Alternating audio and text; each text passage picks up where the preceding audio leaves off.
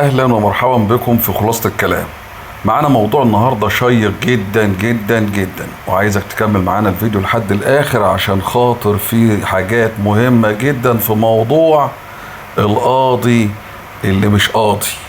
الحقيقة في واقعة كده غريبة من نوعها ما حصلتش قبل كده ان احنا شفناها في مصر ابدا، ولكن كنا بنشوف حاجات زي كده في الافلام والمسلسلات، وكان تملي يقول لك ايه ويصدروا لنا كده في الافلام وفي الحاجات دي كلها ان انت عشان خاطر تبقى يعني محدش يشك فيك اسكن جنب الايه، جنب اقسام الشرطه، اسكن جنب المحاكم.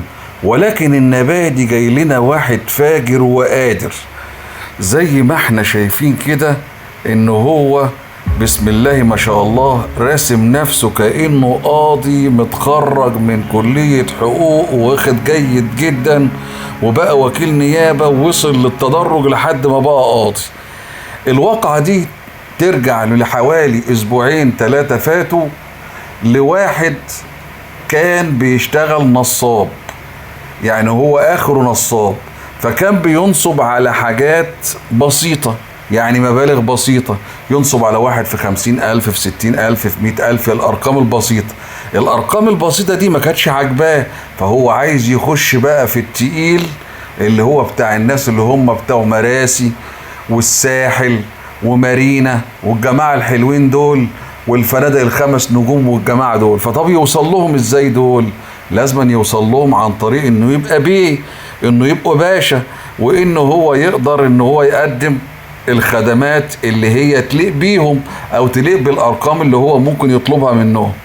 البيع عمل ايه؟ لكم ان تتخيلوا ان ده عاطل بالوراثة، يعني عاطل بالوراثة، ولكن زي ما انتم شايفين ان هو وجيه، فطبعا استغل وجاهته ديا وان هو يعمل وكيل نيابة. يا ريت وكيل نيابة، لا ده عمل قاضي، واتفق مع 3 شغالين في محكمة شمال القاهرة، والفجر ان ادى كل واحد منهم مبلغ يخليهم يفكروا ويبيعوا ضميرهم ليه.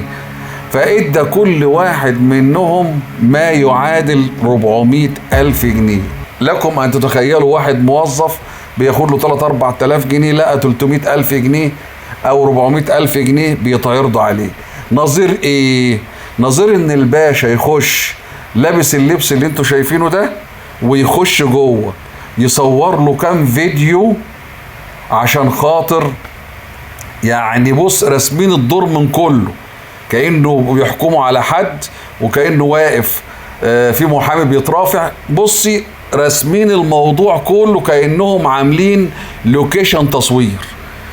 كل ده عشان هو كان بيفكر في حاجات تقيلة، حاجات عايز يخش في حاجات اتقل من اللي هو كان بيعملها، عايز يخش بقى في الارقام اللي هي ايه، الارقام اللي تفرح الملايين.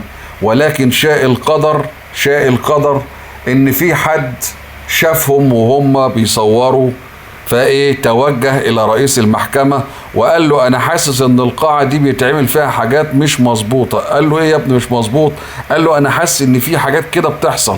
الحقيقة عملوا تحرياتهم برضو كده وعملوا كمين لهم، ففوجئ ان هم بيعملوا ان في واحد عاطل بيجي لابس اللبس، يقابلوه بالتشريفة ويخش ويقعد كأنه قاعد في المحكمة فعلا، وكأنه قاعد بيستمع لشهود، وكأنه قاعد بيستمع لوكيل نيابة، وكأنه قاعد بيستمع للمحامي، كأنك بالظبط في المحكمة.